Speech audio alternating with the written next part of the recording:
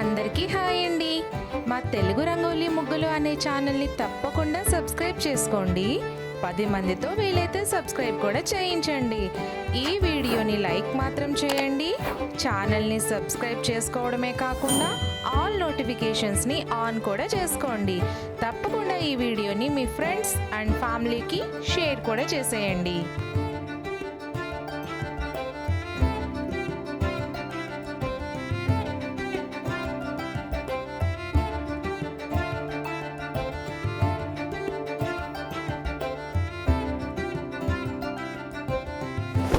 Wow.